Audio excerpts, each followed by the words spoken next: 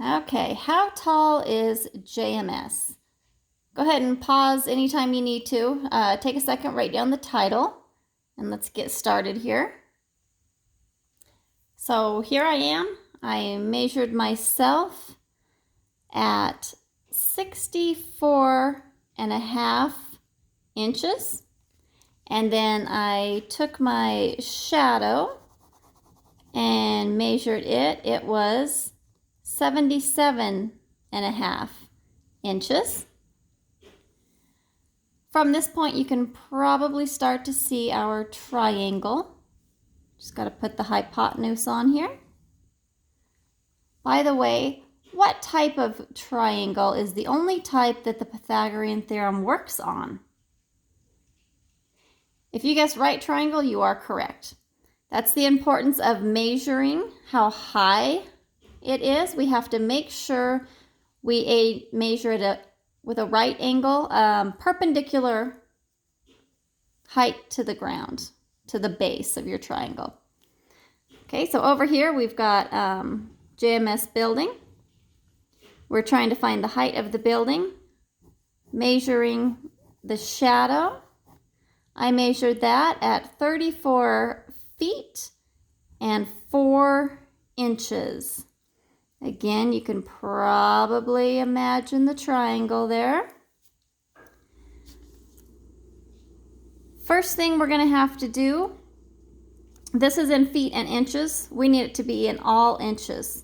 So number 1, convert into all inches, not feet and inches.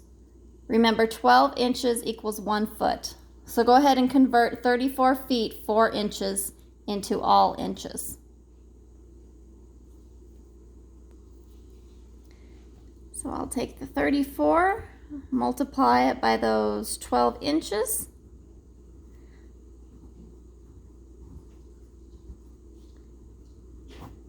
These are your partial products. You're partway to the product here at the bottom. And we get 408 plus, add in those 4 more inches. We get a total of 412 inches. Now at this point, I think you remember we worked with similar, and then we talked about congruent triangles, similar and congruent triangles, same shape, same size.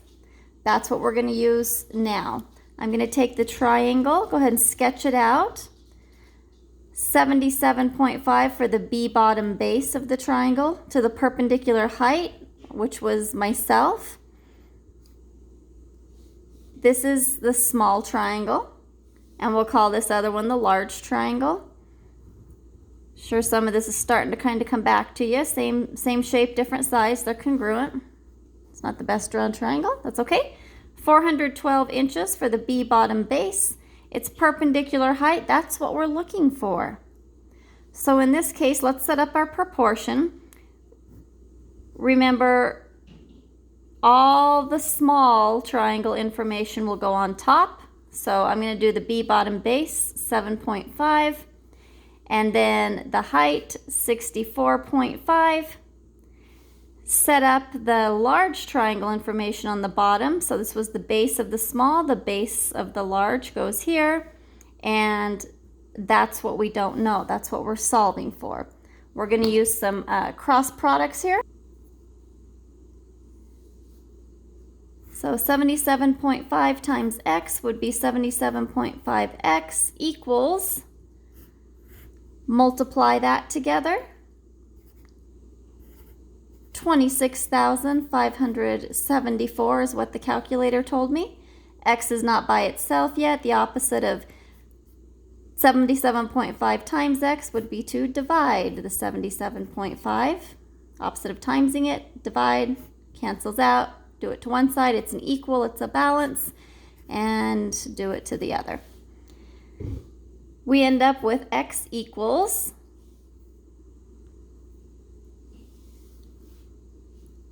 342.8 inches. Now remember, you always got to put things back the way you found them. Well, we found it in feet and inches in this case, so go ahead and convert that back. opposite of multiplying by 12 up here, we would now need to divide by 12. Okay, so from here, we'll go ahead and take the decimal straight up and then ignore it and just multiply like, or divide like normal.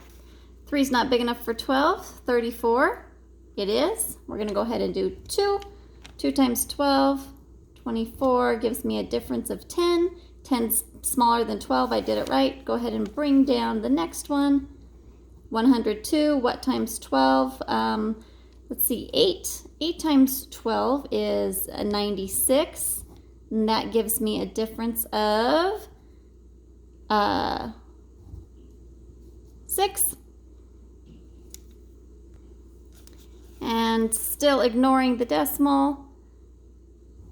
Go ahead and bring that down. We've got 68, and 5 times 12 is 60. That's as far as we need to go. So it's about equal to 28.5 feet, which means that would be 28 feet and 6 inches.